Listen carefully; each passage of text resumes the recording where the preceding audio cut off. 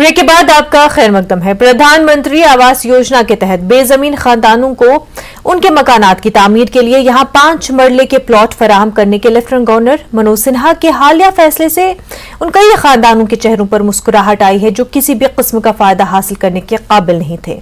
हुकूमत की इस स्कीम से इस्तिफादा कुनंदगान में ऐसा ही एक खानदान जगदीश राज का है जो जम्मू के नंदन गांव में रह रहा है।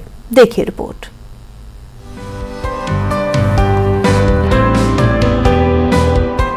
ये खानदान जगदीश राज नामी एक शख्स का है जो जम्मू के मजाफात गैंग के नंदन गांव में गुज़श्ता 3 सालों से एक आरजी झोपड़ी में अपनी बीवी और 2 बच्चों के साथ रह रहा है। हाल ही में इस खानदान को मालूम हुआ कि उनका नाम मुस्तहिकीन की फहरिस्त में आया है जिन्हें 5 मरले का प्लॉट मिलेगा। जगदीश राज के पास कोई जमीन नहीं थी जिसकी वजह से उन्हें बहुत सी मुश्किलात का सामना करना पड़ा। अब एलजी इंतजामिया ने इन्हें 5 मरले का प्लॉट अलॉट करने का फैसला किया ताकि वो पीएमएवाई के तहत अपना घर बना सकें। न्यूज़ 18 की टीम ने उनके घर का दौरा किया और उनके अहले खाना से बात की। जगदीश राज और उनके खानदान ने एलजी इंतजामिया के इस फैसले पर खुशी का इजहार किया है। जो सरकार ने कदम उठाया है वो सबसे ठीक है। सभी को असूलत मिलेगी रहने की। जो किसी के पास जमीन नहीं है जो मिल जाएगी वो भी ठीक है। तो सबसे ठीक है जो सरकार गवर्नमेंट दे रही है जो, तो हम बहुत खुश हैं। बहुत सालों के बाद इधर ही हैं हम, लेकिन हमारी जमीन नहीं है।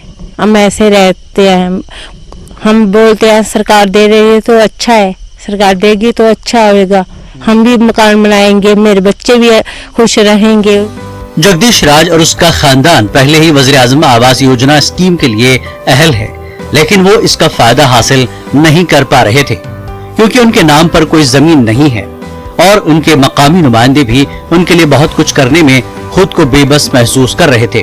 न्यूज़ 18 टीम से गुफ्तगू करते हुए ब्लॉक डेवलपमेंट काउंसिल के चेयरपर्सन कुलदीप कुमार ने कहा कि इस इलाके में बहुत से खानदान ऐसे हैं जो बेजमीन हैं और अब वो पीएमएवाई के तहत घर बनाने के लिए 5 मरले का प्लॉट हासिल कर सकेंगे। खास करके ब्लॉक बलवाल में काफ़ी लोग ऐसे हैं, डोमेस्टिक लोग हैं, कुछ चले जाते हैं। कुछ ऐसे लोग थे जिनके पास लैंडलेस थे, ज़मीन नहीं थी। जैसे हमारी ये गैंग पंचायत है, इसमें काफ़ी ज़्यादा स्टेट लैंड ही थी, तो बेचारों के पास माल की नहीं थी। इनके हम अपनी कोशिश करते हैं, हम इनको देना भी चाहते थे पीएमएवाई में, लेकिन जब इनकी कोई रेवेन्यू रिकॉर्ड में मांगते थे उनके पास नहीं था, सरकार थी। तो अब गवर्नमेंट जो डिसीजन लिया है 5 मरले का, तो मैं चाहता हूँ दिल की गहराइयों से मुबारकबाद देता हूँ एलजी साहब को और गवर्नमेंट ऑफ इंडिया को कि ऐसी स्कीमें जो है लागू हुई हैं, तो इससे जो गरीब लोग हैं, गरीब दुखता लोग हैं, इनको काफी ज्यादा सहूलियत मिलेगी। बीजेपी के लीडर भी इसे एलजी इंतजामिया का एक तारीखी फैसला करार देते हुए दावा कर रहे हैं कि इससे 2 लाख से ज्यादा खानदानों को इंसाफ मिलेगा जिन्हें जम्मू कश्मीर की पिछली हुकूमतों ने नजरअंदाज किया था। एक बहुत बड़ा फैसला है। मोदी साहब, अमित शाह साहब और हमारे लेफ्टिनेंट गवर्नर मनोज सिन्हा साहब ने एक तारीखी फैसला लिया है जिससे गरीब लोगों को और वो लोग जिनके सर के ऊपर छत नहीं होती थी क्योंकि उनके पास जमीन नहीं है, उन लोगों को फायदा होगा। 2700 से ऊपर लोगों को जमीन दे दी गई है। 2 लाख से ऊपर मकान 31 मार्च तक बनाए जाने हैं। जगदीश राज न सिर्फ वो शख्स हैं जिससे फायदा मिलेगा, बल्कि जम्मू कश्मीर में बहुत से ऐसे खानदान हैं जो अब भी बेजमीन हैं और हुकूमत के ज़ेर इंतजाम मुख्तलिफ स्कीमों का फायदा हासिल करने के काबिल नहीं है। लेकिन अब ये तमाम घराने खुश हैं क्योंकि अगरचे इन्हें मुश्किलात का सामना करना पड़ा, लेकिन इनके बच्चों का मुस्तकबिल अच्छा होगा। जगदीश राज और उनकी फैमिली ये जम्मू में रहती आई है पिछले 30 सालों से, लेकिन अब तक ना इनके पास जमीन थी ना मकान, क्योंकि इनको अब तक कोई भी फायदा, सरकारी फायदा इसलिए नहीं मिल पाया क्योंकि इनके पास ना तो कोई डॉक्यूमेंट है, क्योंकि डॉक्यूमेंट तभी आते जब जमीन होती। अब फैसला लिया गया है एलजी हुकूमत की तरफ से कि 5 मरले का प्लॉट जो है वो उन लोगों को दिया जाएगा जिनके पास जमीन नहीं है जम्मू कश्मीर में।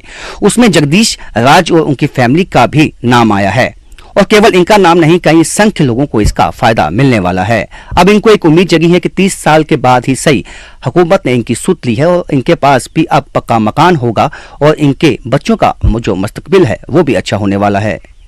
कैमरामैन आशु के साथ राजन वैद, न्यूज़ 18 जम्मू। मरकजी वजीर रोड ट्रांसपोर्ट और हाईवेज नितिन गडकरी ने ट्वीट करते हुए जम्मू कश्मीर में बिछाए गए हाईवे, ब्रिज और सड़कों के जाल की तस्वीरें शेयर की। नितिन गडकरी वजीर आजम नरेंद्र मोदी की क़यादत में तरक्की की जानिब गामजन जम्मू कश्मीर की तस्वीरें पेश की है।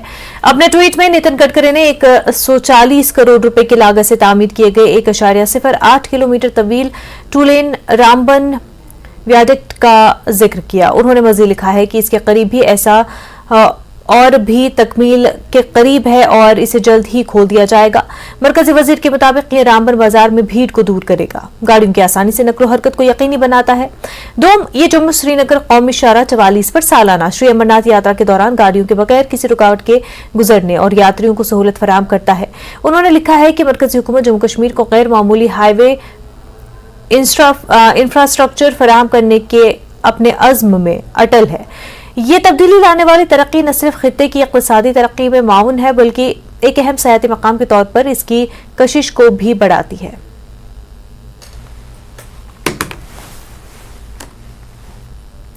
श्री अमरनाथ यात्रा के हमवार इनकाद को यकीनी बनाने के लिए डिविजनल इंतजामिया कश्मीर ने श्रीनगर में एक मरबूत कमांड कंट्रोल सेंटर कायम किया है। ये 24 घंटे कमांड कंट्रोल सेंटर यात्रा के दोनों रास्तों पर परिंदों की नजर रखता है और हाई डेफिनेशन सीसीटीवी कैमरों के जरिए हर एक वाकये पर नजर रखता है। पुलिस, सीआरपीएफ, एमईटी, केपीडीसीएल और डिजास्टर मैनेजमेंट समेत हर महकमे के नुमाइंदे इस मरकज में 24 घंटे तैनात है। डिविजनल कमिश्नर कश्मीर विजय कुमार भदूरी इस मरकज की निगरानी करते हैं। आपने अभी वहाँ होके आए हैं और इसको जरा सभी लोगों को एक बार आपके माध्यम से जरूर पता चलना चाहिए कि एडमिनिस्ट्रेशन किस तरह से सब चीजों को ध्यान में रखते हुए काम कर रही है। अगर आपने ध्यान दिया होगा वहाँ पे सारी लाइव फीड चल रही है, जिसपे हम डायनेमिकली डिसीजन लेते हैं कि किस रूट पे कोई अगर प्रॉब्लम है, समस्या है, तो उसको किस तरह से उसका सोल्यूशन किया जाए। वहाँ पे सभी डिपार्टमेंट्स के रिप्रेजेंटेटिव्स हैं और आगे कभी भी हमें कुछ पता चलता है, कोई मेडिकल इमरजेंसी होती है, तो तुरंत उसमें कोऑर्डिनेशन हो जाता है। इसके अलावा ये फैसिलिटी तब भी बहुत काम आएगी कि मान लीजिए ऊपर वाला ना करे कोई डिजास्टर होता है, तो एक वो फोकल पॉइंट रहता है कि जहां से आप सबको कोऑर्डिनेट कर सकते हो चीजों को। तो कमांड एंड कंट्रोल सेंटर एक नर्व सेंटर है जिससे सारी पे मॉनिटरिंग की जाती है।